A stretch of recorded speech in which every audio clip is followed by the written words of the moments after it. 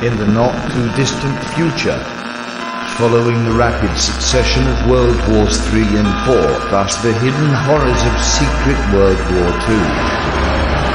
There's not much left. All that remains is a place where folks get together to read and discuss comic books. Sometimes they laugh, sometimes they argue, but they always record and upload their transmissions. You've found one of those transmissions today.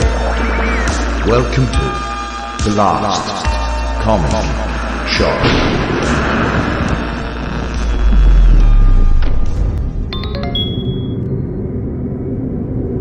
People often ask me how the world ended, whether it was with a bang or with a whimper.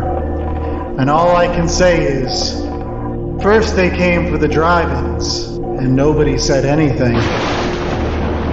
Next, they took the arcades, and still, folks stayed silent. Then it was the video rental establishments, the record shops, and the toy stores. And still, they said nothing. By the time they got to the local comic book shops, there were no nerds left to say anything. Except for us! We're the last comic shop, raging against the dying of the light, sending our broadcasts back into the days of futures past, in hopes that our comic book reviews might alter this cold, gray reality in which comic shops are nothing but a long forgotten memory. So heed our words and go to your local comic shop. Pick up either the book we'll be reviewing today or any number of countless comic book treasures before it's too late. And I'm the host with the most, Andy Larson, and welcome back to another week of The Last Comic Shop. Thank you for tuning in to our broadcast. As always, I'm joined by my co-host, Chad Smith. So, Chad, on today's episode, we're going to be reviewing an X-Men book. X-Men. And X-Men are some of the most popular comic book characters ever. And I think all of us here in the Last Comic Shop have our own stories of our experiences with these mighty mutants. And so I thought that our listeners might want to hear, what's your take on the X-Men? Do you like the X-Men? Do you not like the X-Men? Well, back in the day when I was a burgeoning reader, I loved the X-Men, loved the X-books, the Fringe books, the X-Factors, the X-Forces. Like, that stuff was all my jam. And then eventually, after, like, the Grant Morrison era, they just got too complicated for me. And now that they've moved on to this Hickman era, I'm hoping it's good, but at the same time, I'm not going to stick around. I'll just wait until it's done and check in there. But it's one of those things where X-Men are one of those groups where I feel like continuity is a hindrance, where there have just been so many wild and wacky takes. It's really hard to keep track, and it's really hard to care about all the characters with what they've done with a lot of them. Right, with killing all the mutants, and then are the mutants now back now? And then they brought the time-traveling versions of the original X-Men forward from the 60s, and like they exist at the same time as the new versions do. It became very complicated after a while. The other co-host I have on the Last Comic Shop every week is J.A. Scott. Now, J.A., as somebody that grew up with you, I know you like the X-Men because that was one of your favorite books when we were teenagers. What's your take on the X-Men? Do you still like them? Oh, yeah. I mean, Uncanny X-Men, that was my go-to. That and Silver Surfer growing up. So I loved the Chris Claremont X-Men era. I think one of the greatest runs in comic book for writing, bar none. I sort of phased away from them when they started spreading out and anything X became a franchise model. So X-Force, X-Factor, Extinction Agenda, XXXXX, everything was X. And you went from just having one book to, I think there were 10 or 15, I don't know. I remember my pool pile when I was a senior in high school had just gotten ridiculous. And then I went to college and I stopped reading all the X books. I've come back a bit. And I will agree with Chad. I'm waiting to see where the Hickman stuff goes. I need some charts and graphs to tell me what I need to know. But I did recently go back and reread some of the original Claremont run that got me into the book. So I got in, I think, probably towards the end of his long run on the series. Yeah, And didn't you jump in about the time they were in the Outback? Like, weren't you an Outback boy? That is correct. In fact, that's going to be my recommendation this week. So yes, I got into them when they were fighting the Reavers in the Outback. You know, most of the folks from our generation, that seems to be about the time they jumped onto the X-Men. Like, it was nice back in the day because they used to have that book running, and then they would have that X-Men Classics, which they would reprint the John Byrne and Chris Claremont X-Men or the Dave Cochran run or whatever it was. So not only you kind of were double dipping, you got some of those classic X-Men books at the same time as you got a pretty decent run. Is that the same time as the Fall of the Mutants, or is that that was like the start of the Outback stuff? Was right after Fall of the Mutants. Yes, they were in the Outback, and you're kind of left with half a team because a lot of the mutants are missing. They've gone through this portal and you don't know where anybody is, and it's all very iffy. That's the Siege Perilous? Is that the same thing? Okay. Yes. Like, see, I'm going to show my kind of nativity because honestly, I wasn't an X-Men fan. Like, J.A. was the huge X-Men fan. I was Fantastic Four. I was Spider-Man. I was the Avengers. Those were my books growing up. And I really didn't read a lot of the X-Men because I thought they were too popular. Like, I was like one of those guys. I was just like, I'll just pop my collar here. And everybody else is reading the X-Men. I want to be different from even the rest of the comic book nerds. I want to be my own guy and not read them. I was a guy that read some of the Blue Team. I don't know anybody that read the Gold Team back in the day, but I was a Blue Teamer. So I read that. I read X Factor, which I hated the Larry Stroman art, but I really liked it. So much fun. It was so ugly looking compared to what else was going on. Like, it didn't look like the Jim Lee stuff. It didn't look like the Rob Liefeld stuff. It just looked wiggly, and I didn't like it. But I like the stories. That's classic Peter David on that particular series. So, but I will say that I'm on board with the recent stuff that's been going on. I like Hickman's kind of play on the X-Men, just simply because he's just kind of throwing all that previous continuity out with the bathwater and just saying, look, you don't read the X-Men? That's fine.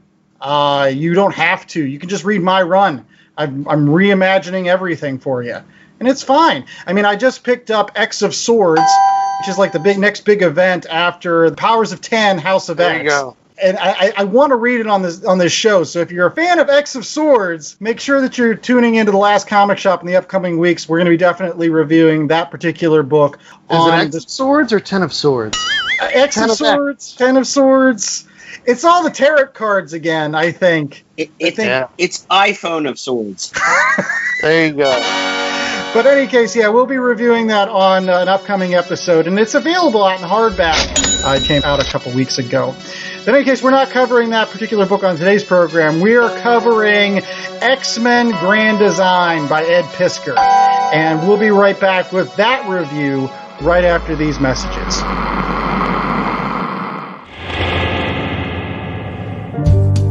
Welcome to Victims and Villains. This is the channel where we talk nerd, we talk hope, and we speak nothing else. I'm your host, Captain Nostalgia, and I'm so glad that you are here to join us.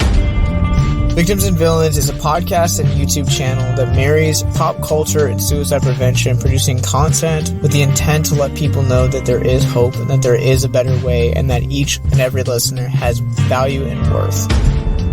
Listen to Victims and Villains on your favorite podcast catcher or on YouTube by searching for Victims and Villains. Also, check out their website, victimsandvillains.net.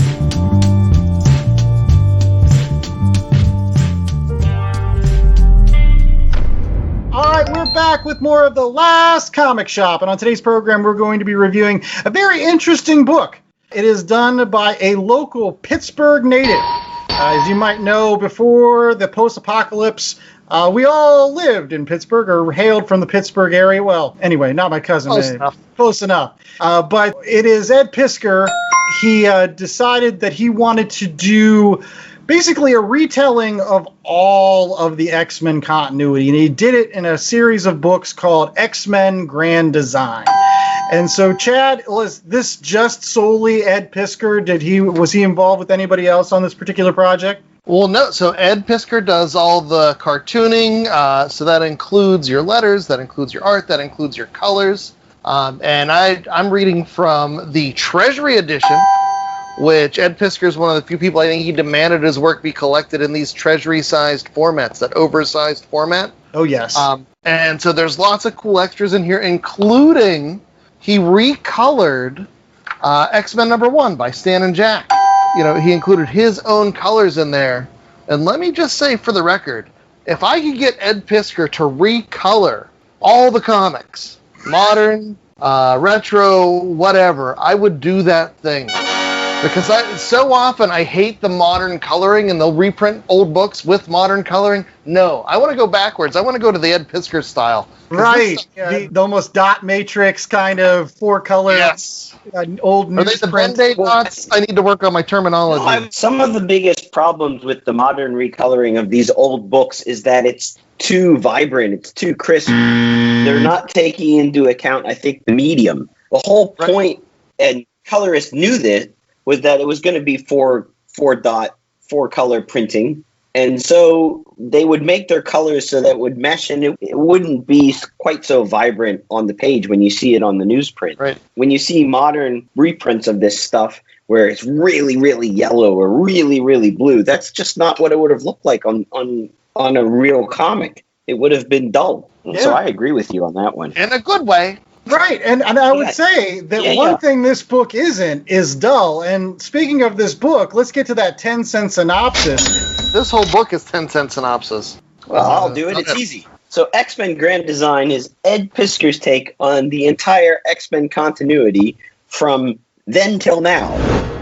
We read episodes 1 and 2, which takes you basically from the formation of the X-Men up through their battles in the Savage Land. We're still with the original X-Men, so they go from their yellow and black costumes to their classic color costumes back, I guess it was the late 60s or 70s maybe. Yeah, it's the Roy Thomas, Neil Adams run. So it pretty much goes up to when they decided to go to reprints for the X-Men because it wasn't selling. So like around, I think, issue 65 or 66 of the original run, they decided, heck, nobody's reading the X-Men, and they went into reprints until Giant Size X-Men 1. And they kind of tease Giant Size X-Men 1 at the end of this book, like this is the next big thing. So you get that in later volumes. But this is really the story of Charles Xavier putting together the original Blue and Golds and their fights in those early days in the 60s. I will say also, the whole idea is that Watcher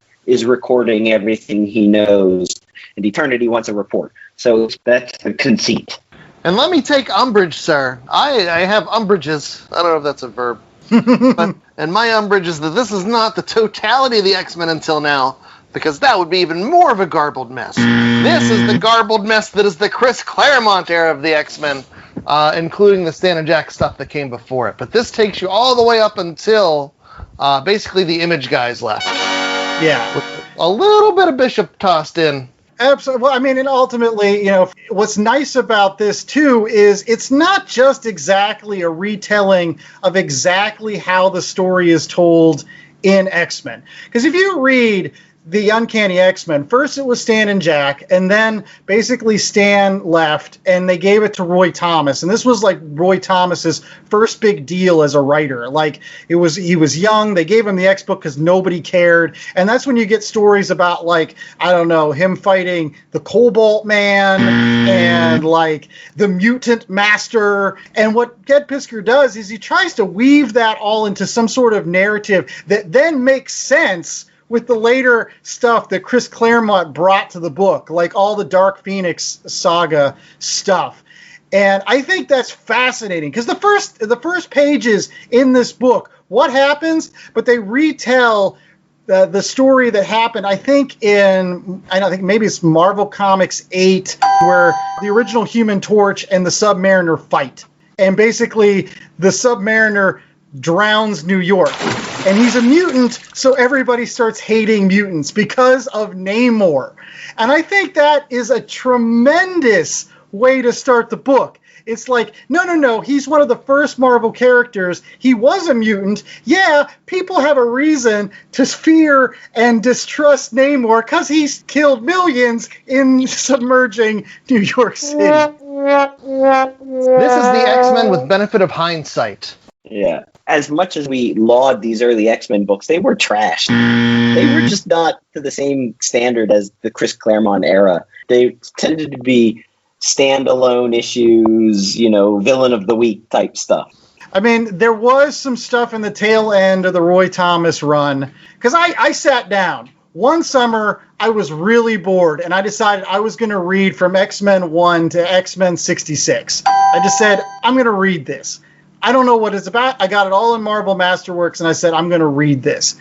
And you're right. Like, between issues like 25 and like, when Neil Adams gets on, you're like, why is any of this happening? Like, they barely talk about any mutants. There's no Sentinels, except for this storyline with the Mutant Master. Like, the Mutant Master comes onto the screen, and, like, Roy Thomas starts piecing together stories that Roy Thomas would eventually become famous for, like what he did with the Avengers, or later on with, like, the Defenders or other books. Like, he starts piecing together, like, issue after issue and saying, yeah, this matters. But at the end of the day, the Mutant Master still ends up being an alien from some bizarre galaxy and not really being a mutant. So you're kind of like, I don't know, I don't get this at all. A Cthulhu mutant. Yeah, but it's nice in this particular book because Ed Piskor has that hindsight and decides, hey, the Mutant Master was always on Earth looking for Phoenix. In fact, everybody was looking for Phoenix. Why are there so many weird aliens at the beginning of X-Men? Because they're all looking for Jean Grey. And I was like, cha-ching! That makes sense. Thank you for bridging that gap and for rewriting continuity in a way that makes sense. I'll just pick up right where you left off with the whole Jean Grey thing. I did like how at the beginning they're leaving all these little breadcrumbs in. So Jean Grey, when she joins the team, already has the power to kill all of humanity inside her, and Professor X can see it, and those crumbs that later come out with Dark Phoenix are already there. Because as I said, I love the X-Men. I'm not a huge fan of the early stuff because it's too one-offs here and there, and it doesn't tie in. They don't tie into each other.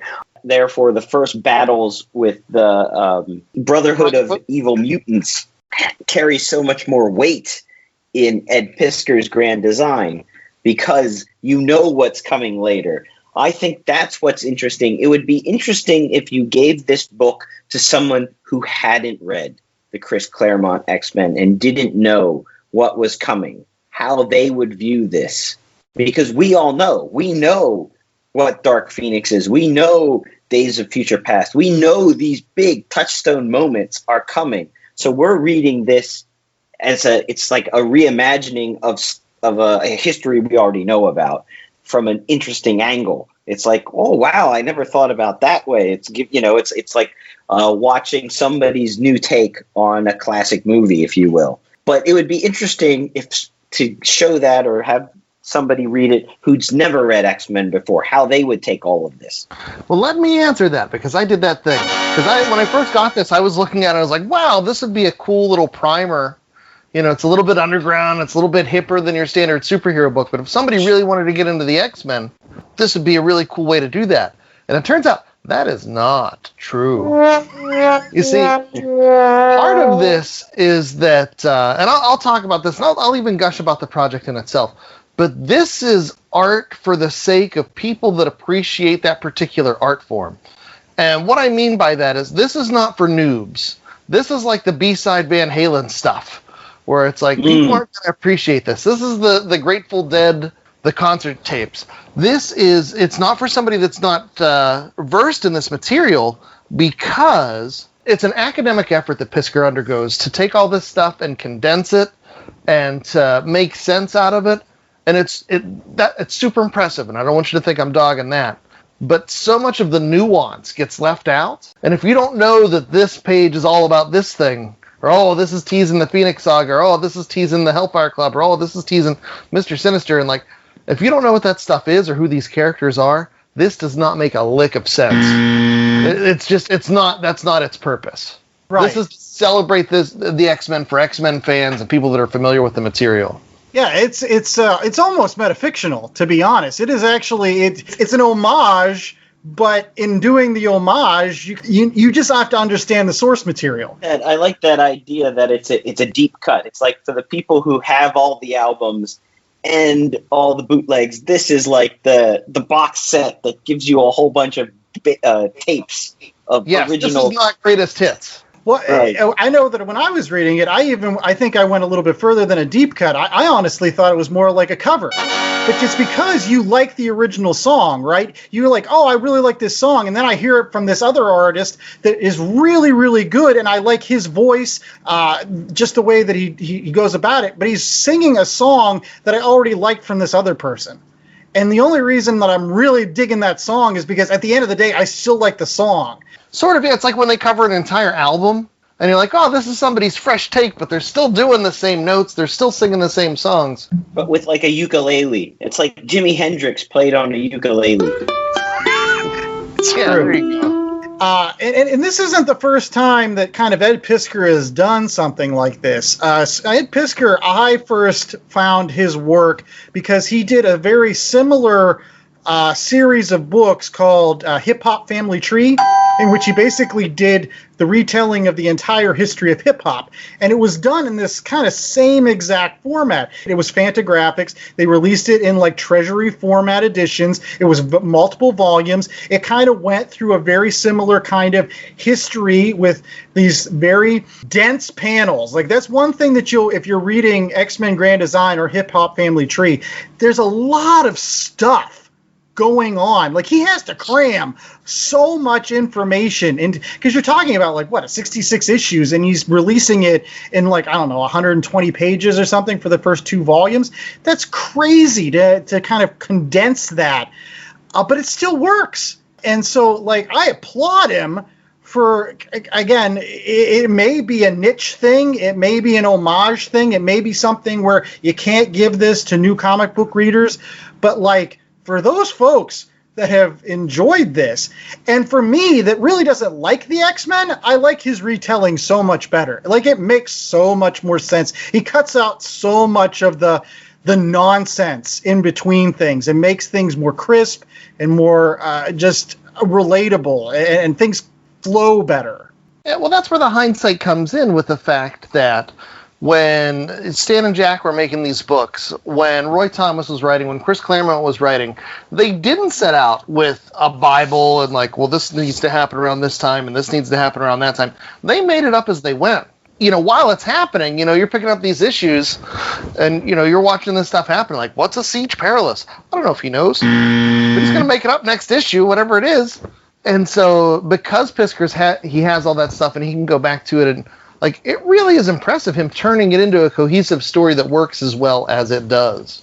Real quickly, Jay, I wanted to hear your thoughts on the artwork. I feel like you're the type of person that would have liked this artwork, not only because you talked about the coloring, but it kind of has that kind of homage to those original Jack Kirby pages, and I know that you like that art. Yeah, I've only read episodes 1 and 2, so that takes us through sort of the original X-Men run before Giant Size X-Men, and we get Colossus and Wolverine, and so I haven't read the rest of the I like what Chad said. It's not to give to somebody to get right into normal comic book art. It's throwback, if you will, a bit. It sort of has that 60s vibe to it. The way the action is portrayed, the panels are very dense. It feels like an independent comic a bit. So I like it now. My question was, and I've been confirmed, that it doesn't evolve the way that the X-Men comic art evolved. So I don't know if it's going to work so well when we get into the 70s and the John Byrne era X-Men and the 80s and the 90s with Jim Lee and those, where the art had evolved and was a bit more dynamic and less cartoony. So Jay, I went through and I read through the rest of the series, and it is really neat, but there were parts that kind of bothered me. Like, there are certain things that he chooses to include and certain things that he doesn't, that as I got into the stuff that I was more and more familiar with, it was kind of a balancing act between, oh, it's cool he included that, but like, why didn't you do that thing? You know that panel where Wolverine's in the sewer and he has his claws popped and, like, I forget what his line is. It's something with Bub. It's got to be something with Bub. But it's like everybody knows this panel. Piskor doesn't do that panel. Like, covers that issue. And, like, you have these 9, 10, 12 panel pages, but he doesn't do that panel. And I'm like, you got to do that panel. Like, it's so... Speaking of characters, by the way, I wanted to get your guys' take on the idea of, I mean, he has an opportunity to retell some of these characters. And for example, like Jean Grey is made to be much more capable than in the 60s books ever were. Like, I mean, this is like having hindsight on who Jean Grey is and being like, yeah, no, I'm probably the most powerful member of this team. And, the only reason I'm being held back is because Charles Xavier put mind blocks into me. So it's like really freeing to kind of see that. And like, yeah, she's just not I hate to say it, a damsel in distress like the way she was written in the 60s. She gets to come rescue a couple of times. But there are two characters that, again, a lot of X-Men fans and comic book fans in general sometimes feel are colossal jerks. One of them being Charles Xavier, the other one being Scott Summers. In this particular book, do you feel that Ed Piskor did a good job of at least providing enough backstory to make you a little more empathetic to either Charles or Scott? Well, Claremont Scott Summers was always my Scott Summers. And so when I read him, he was always like a little misguided or a little blind to things. Like he had that tunnel vision where, he wanted to be the heir to the Xavier throne, basically. He wanted to be the best kid, the teacher's pet. And he was always trying real hard. And so I never felt Cyclops was a true jerk until we would get into the later days and he started making out with Emma Frost and so this is my Cyclops. I thought he was a much more understandable character. What about Charles? Charles is probably the biggest jerk in the Marvel Universe for me. But there were moments here I actually did feel for him. Like he's younger and like his dad, I think, dies of like radiation poisoning. And then like he has to go and live with the Marcos and his brother's like basically a psychopath. And he tries to heal his brother. Who ends up being the Juggernaut, his half-brother, Kane Marco, and fighting with the Shadow King for the first time, and those when he first starts realizing his powers. This was a Charles Xavier that was kind of like the one from that First Class movie where you kind of are like, yeah, he's still feeling things out. He's learning. He's not so much of a jerk. What are your thoughts on that? I think he's still a jerk. I think Professor Xavier is a user, but I've always been in the opinion he's trying to use people for the right reasons. So I think all that was there. I think his intentions are noble, but a lot of times those intentions and what he actually does, he's not exactly the most heroic character you'll find. What do you think, Jay? He's always been a dick. what I like, because originally he wasn't, in the original run, and especially in the early 60s stuff, he's just kind of, that father figure type. I even think Stan Lee saw himself in Professor X. But as the series progressed and different writers started to make their take on him, they start to realize that he's much less of this father figure and more of, he's got arrogance about him. I think he got more nuanced as Magneto got more nuanced because Magneto needed to be much more of a nuanced character. He couldn't just be this sort of standard 60s bad guy. Yeah. And I will say that's another great thing about this Ed Piskor run. If you're a fan of Magneto, I think Magneto gets a really good retelling in this particular tome. And in the fact that they go through the entire history of him from, escaping from the concentration camps to the persecution that he had growing up. And they just make him be much more capable even from the start. In X-Men #1, when he goes and tries to steal the nuclear weapons, it's part of a larger scheme that Magneto has, at least in this Ed Piskor book, whereas in the original comic book, it's just kind of a one-off. He shows up and he's like, ma ha ha, and I'll put my hands together and I'm evil and I'm trying to do this. But in Ed Piskor, he's got that hindsight to say, no, Magneto is much more important, and he would not be just doing this just for the sake of doing it. It would be part of a grander design. So. Yeah. Spoiler alert for the later volumes, though, he drops that ball bearing where, in terms of making Magneto a nuanced character, and, like, Magneto's always a calculating bad guy throughout the Piskor. Really? Yeah. See, that's the thing. I haven't read up until like the 80s. I think I read the next volume of this, but I didn't read up until I think it's the one with the Wolverine up on the cross. And I think that's about the time when Magneto makes his face turn in real Marvel continuity. In like the mid 80s, he becomes, Magneto with the big M on his chest and starts trying to be a good guy after, X-Men versus Avengers and the trial of Magneto and things like that. So I would have liked to have seen Magneto make that face turn because it actually happened in continuity. That's disappointing. I didn't get as far into the series, so that I would have liked to have seen that, I guess. With Magneto stuff, I like that a lot too. It was like that's when I was reading this stuff, was Magneto was a good guy and going back and forth a bit. But with the scope of this project, there are things that get cut for time, and I understand that. Okay.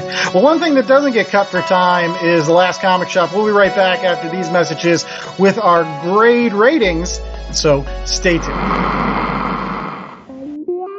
Have you checked out QuadMProductions.com lately? QuadMProductions.com is your direct access hookup to order the Enigma comic book series and download the Quad M Show podcast. Check the appearances page for upcoming events and contact us with any questions or comments. Don't be the only lonely soul who's missing out on all the fun. Visit us today at QuadMProductions.com. That's QuadMProductions.com.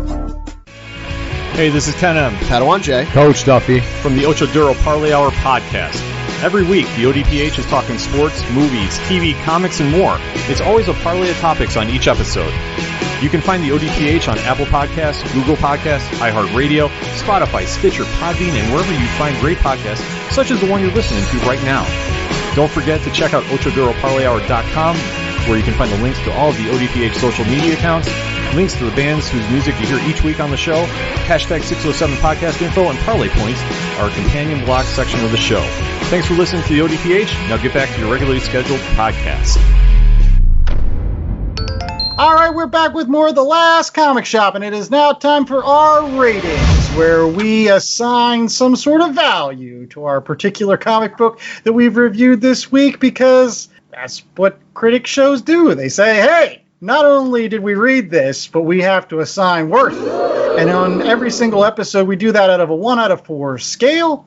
And as always, our co-host, J.A. Scott, he likes to pick a particular theme for our 1 out of 4 scale every week. So, J.A., what is the 1 out of 4 scale this week? This week we are grading as 1 out of 4 mutant X genes. Oh! Yeah, that's still a difficult sound effect, but that's what it sounds like. Mutant genes. I was hoping you'd get the shink or maybe an optic blast from Cyclops, but mutant genes, that's all right. We can go with that.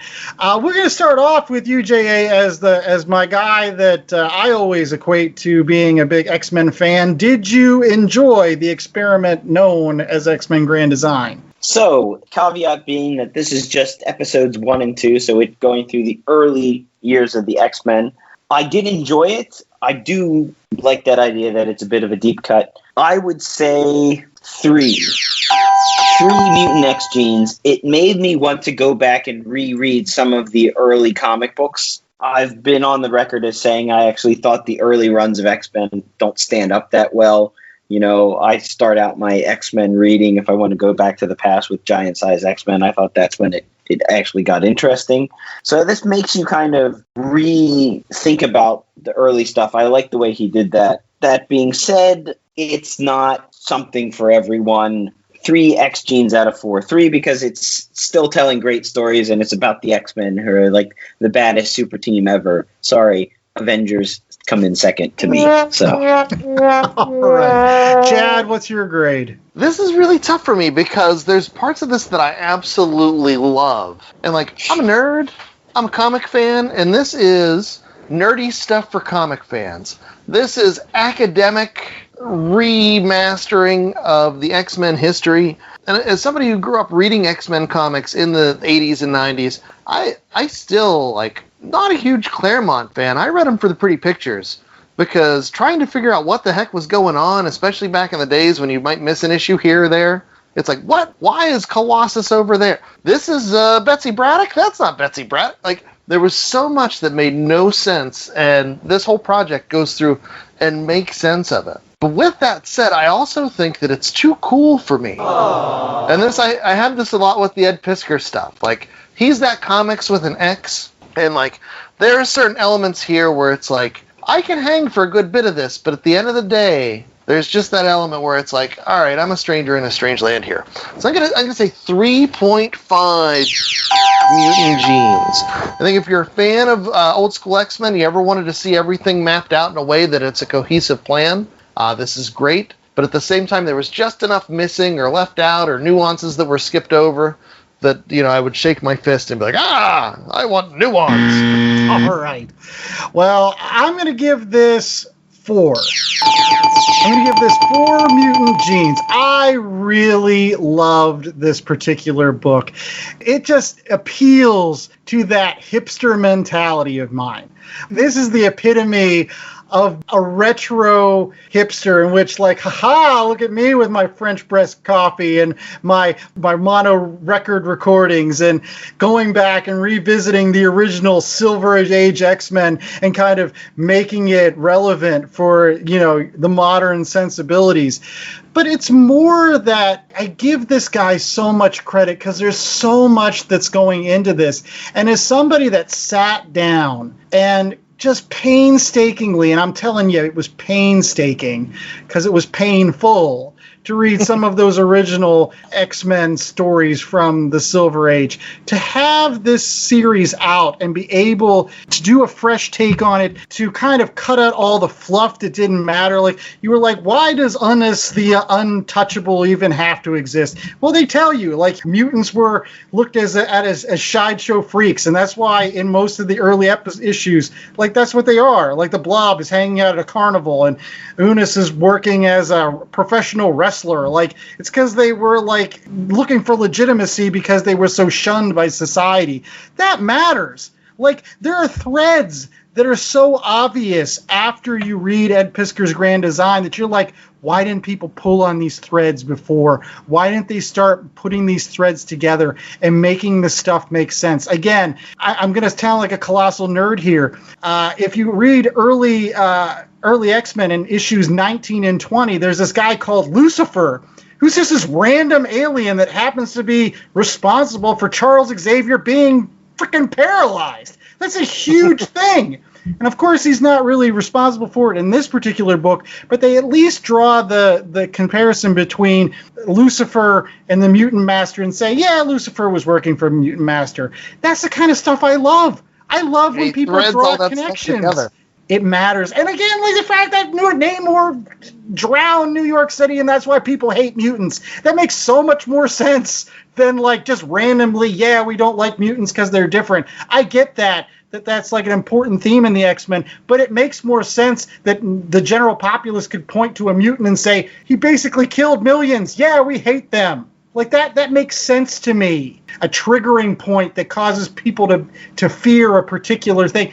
It happens. It happens in real life. So, like, to have that as be a point, I got to say, it's just super neat. It's super neat. 4 out of 4. There you go. Can I throw a word out before we wrap up? It's perspective. Like, with that hindsight, he's able to put things in perspective, and you understand which elements of the X universe are important and which ones aren't, because they aren't covered. Yeah.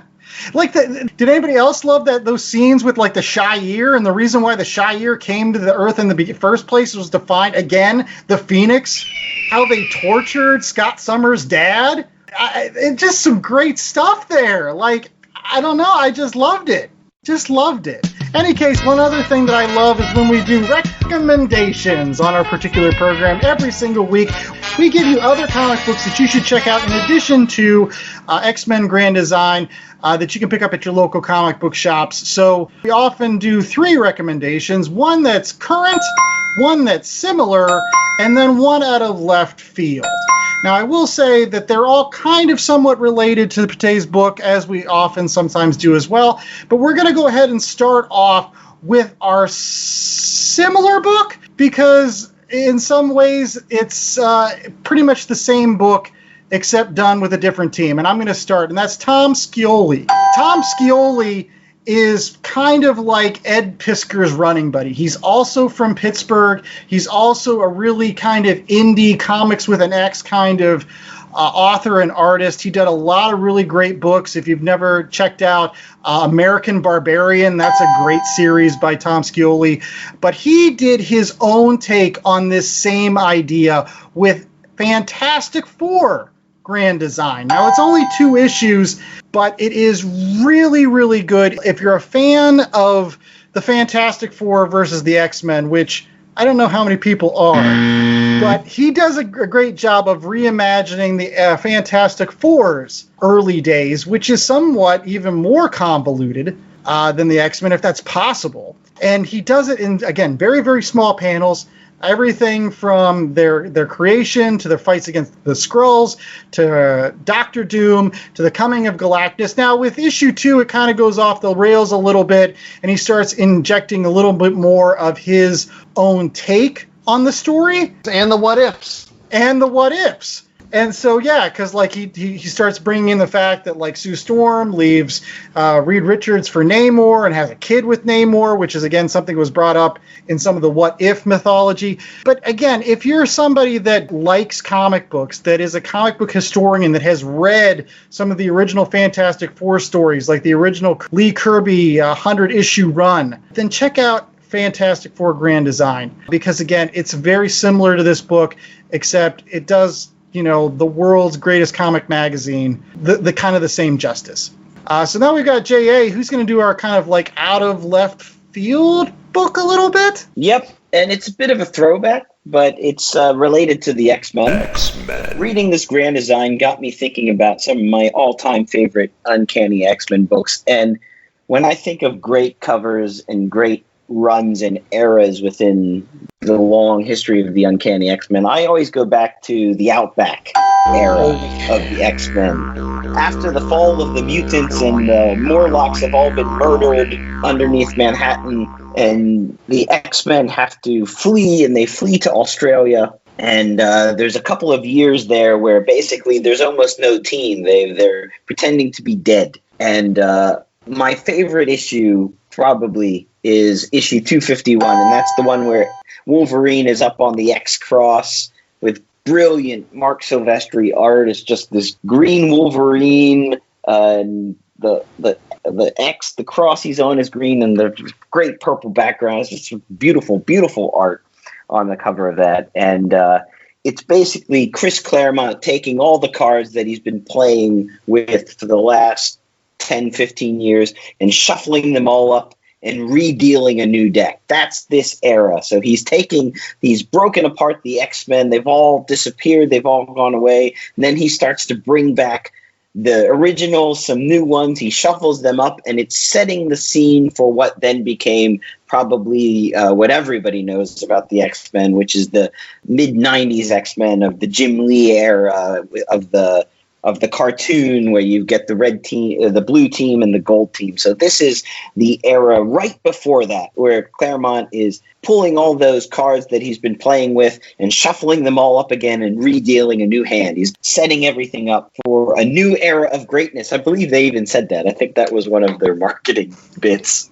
And there's isn't there like an epic collection or an awesome trade that you can get of these particular issues from that era? Yes. There is an epic collection. It's called Dissolution and Rebirth, and it collects X-Men 248 through 267 and a bunch of other stuff as well, I believe. And I was going to say, too, as somebody who read those issues, I thought the Outback X-Men were actually a little bit more of a cohesive story than the stuff that ended up being more popular with all the Jim Lee art. And so This one, you're kind of the best of both worlds. You're getting the awesome art with the Mark Silvestri and the start of Jim Lee, but you're also getting stories that, are a little bit more coherent. Yeah. Plus it had Havoc on the team, right? Yeah, isn't there some Havoc? You had Havoc? Yes, you had Havoc. You got everybody's favorite Cyclops becomes sexy as opposed to cape wearing. That's right. You get the gratuitous butt shots. All right. Here's Chad with our current selection for this week. Chad? Okay, and I'm going to go back to Ed Piskor's partner in crime from the Cartoonist Kayfabe podcast with Tom Skioli. And this is a book, I got the teaser or the primer for it on Free Comic Book Day last year? No. Yeah, it was last year, when Free Comic Book Day was spread out over months. But it's Jack Kirby, The Epic Life of the King of Comics. And it is a comic book, graphic novel, original graphic novel format, but it's basically that academic retelling of Jack Kirby and his life and his works.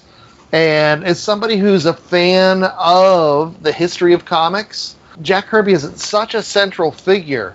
And that, he was around when Marvel was timely. He was at DC. He came back to Marvel, and then he went back to DC again. His career spans so much integral moments in the comic industry. Tom Skioli does a fantastic job telling that tale. And so it hit bookstore shelves last year. It was just really, really great stuff. I encourage you, if you are a fan of the history of comics, to check it out. If you're a fan of Jack Kirby, obviously check it out. If you're a fan of this whole underground comics, but they're doing the yeoman's work, they're doing telling the important tales, just like with the grand design, whether it's Piskor or whether it's Skioli's work. This one is definitely worth pursuing. It's Jack Kirby, The Epic Life of the King of Comics, at bookstores and comic shops near you. All right. And that's all the time we had for Last Comic Shop this week. Make sure that you check us out often at www.lastcomicshoppodcast.com. It's a fantastic website where you can rate and review and subscribe to our podcast on a variety of outlets, as well as what else can you do on it, J.A.? Well, you can get all our great merch. Go on, get yourself a hoodie, get yourself a t-shirt, get yourself a mug. Show us some support and up your fashion game. That's right. Everything. And while we may be the last Comic Shop podcast, we are not, technically at this point in time while you're hearing this, the last comic shop. There are comic shops near you. You can use the comicsshoplocator.com website to find one that will suit your needs. And so that was the Last Comic Shop. I'm the host with most, Andy Larson, and I was joined by J.A. Scott and Chad Smith. And until next week, folks, stay safe, stay sheltered, and above all, remember that Konami X-Men video game really kicked the ass. Avengers Assemble! Oh, wait, that's the wrong What? thing. That's the wrong one! You call the police! See my power! Yeah, there you go. I should have gone with that. Humans can do nothing against the power of the evil mutant.